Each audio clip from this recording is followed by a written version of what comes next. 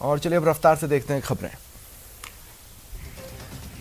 आज senator John कॉर्नन के नेतृत्व में अमेरिकी कांग्रेस के प्रतिनिधिमंडल ने प्रधानमंत्री मोदी से मुलाकात की। मिलने वालों में अमेरिकी कांग्रेस के senator Michael Crapo, senator Thomas Tuberville, senator Michael Lee, कांग्रेसी टोनी गोंजालेज और जॉन केविन एलिजी सीनियर शामिल हैं। प्रतिनिधिमंडल ने बड़ी और विविध आबादी की चुनौतियों के बावजूद भारत में कोविड स्थिति के उत्कृष्ट प्रबंधन का उल्लेख किया। प्रधानमंत्री मोदी ने कहा, देश के लोकतांत्रिक लोकाचार पर आधारित लोगों की भागीदारी ने पिछली एक सदी की सबसे खराब महामारी के प्रबंधन में महत्वपूर्ण भूमिका निभाई। प्रधानमंत्री मोदी ने भारत अमेरिका व्यापक वैश्विक रणनीतिक साझेदारी को गहरा करने में अमेरिकी कांग्रेस के निरंतर समर्थन और रचनात्मक भूमिका की सराहना की। मुलाकात में दक्षिण एशिया और भारत प्रशांत क्षेत्र से संबंधित मुद्दों समेत आपसी हित के क्षेत्रीय मुद्दों पर गर्मजोशी से और स्पष्ट चर्चा हुई। प्रधानमंत्री मोदी ने द्विपक्षीय संबंधों को बढ़ाने और आतंकवाद, जलवायु परिवर्तन और महत्वपूर्ण प्रौद्योगिकी के लिए विश्वसनीय आपूर्ति श्रृंखला जैसे समकालीन वैश्विक मुद्दों पर सहयोग को मजबूत करने की संभावनाओं पर विचारों का आदान प्रदान किया। यूपी में आजमगढ़ राज्य विश्वविद्यालय का शिलान्यास करने के बाद केंद्रीय गृह मंत्री अमित शाह ने कहा कि आजमगढ़ को दुनिया भर में सपा शासन के अंदर कट्टरवादी सोच और आतंकवाद के पनाहगार के रूप में जाना जाता था। उसी भूमि पर आज मां सरस्वती का धाम बनाने का काम हो रहा है। अमित शाह ने कहा, पहले आजमगढ़ में जातिवाद, परिवारवाद और तुष्टीकरण का राज चलता था, सबको न्याय नहीं मिलता था। अब योगी जी ने जातिवाद, परिवारवाद और तुष्टीकरण पर पूर्ण विराम लगाया। केंद्रीय गृह मंत्री ने पूर्व की सरकारों पर हमला बोलते हुए कहा कि यूपी को माफिया राज से मुक्ति दिलाने का काम योगी जी की सरकार ने किया। मोदी जी ने एक JAM लाया है जिससे भ्रष्टाचार विहीन खरीद हो सके। इसका अर्थ है जन धन बैंक खाते, आधार कार्ड और हर आदमी को मोबाइल। समाजवादी पार्टी ने भी JAM लाया है और उसका अर्थ है जिन्ना, आजम खान और मुख्तार। केंद्रीय गृह मंत्री के साथ सभा में मौजूद सीएम योगी ने कहा, सरकार अपने नौजवानों के लिए स्मार्टफोन और टैबलेट लेकर आ रही है। यूपी का नौजवान अब स्मार्ट नौजवान बनेगा।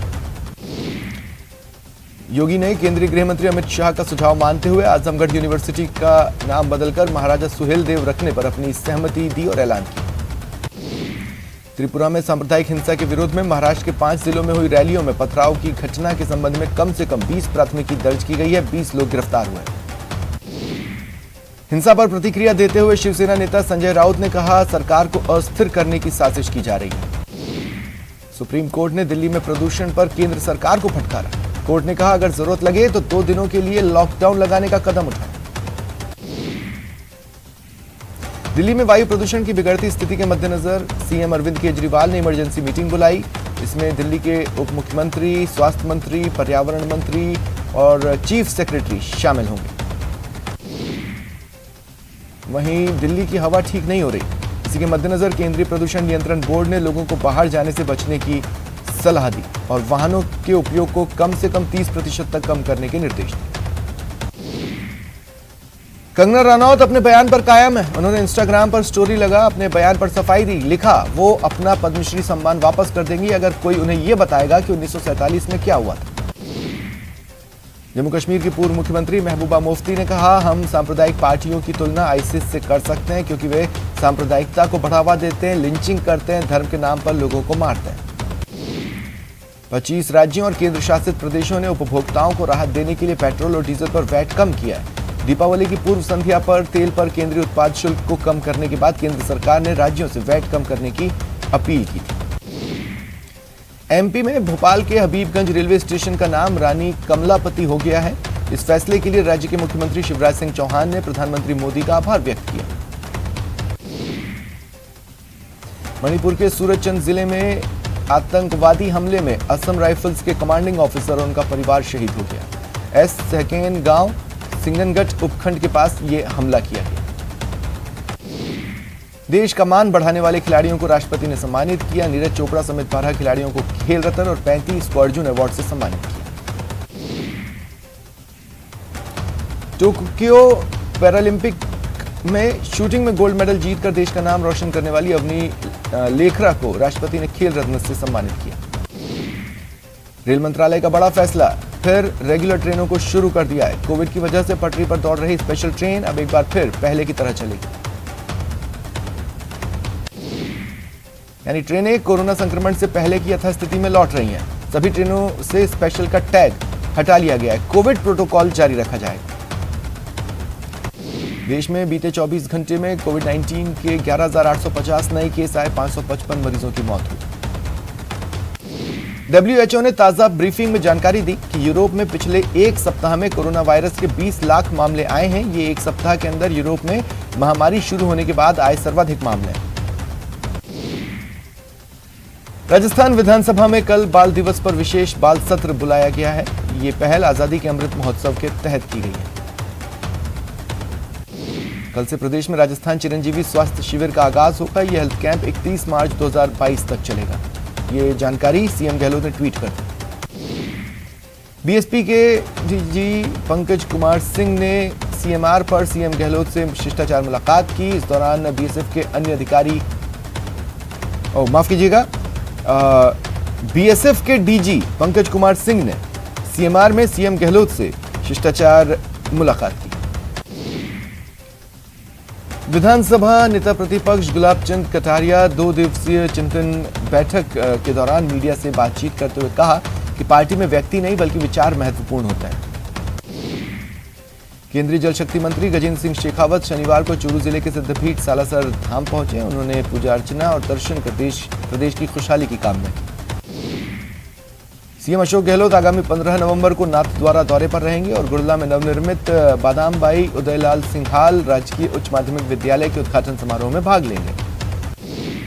राजेंद्र राठौड़ ने शनिवार को शिक्षा मंत्री डोटासरा पर निशाना साधा। कहा, शिक्षा मंत्री को राजस्थान और उसकी आवाम की कोई चिंता नहीं।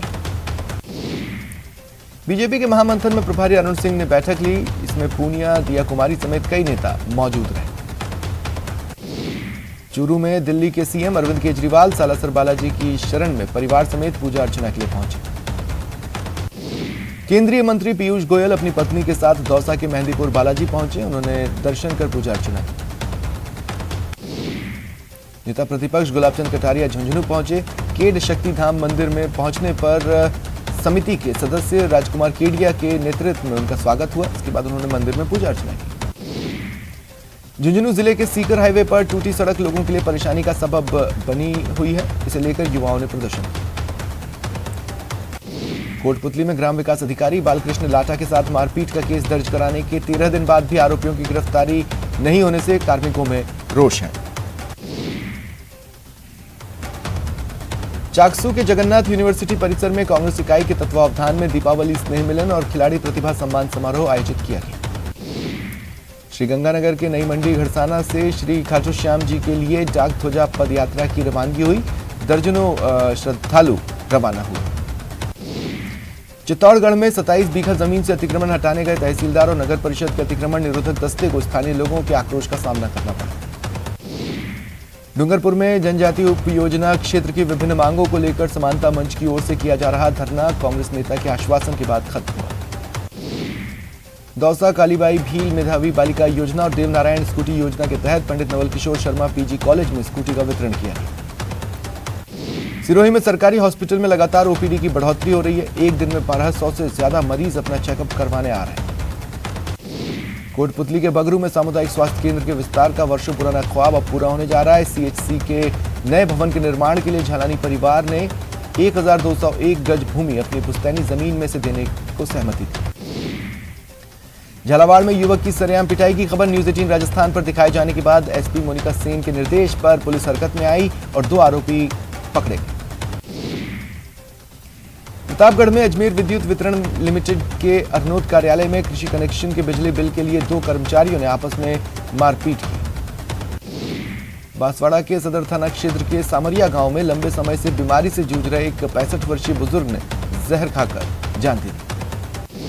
चूरू के नयाबास स्थित पूर्व मंत्री हमीदा बेगम के घर अज्ञात चोरों ने चोरी की वारदात को अंजाम दिया।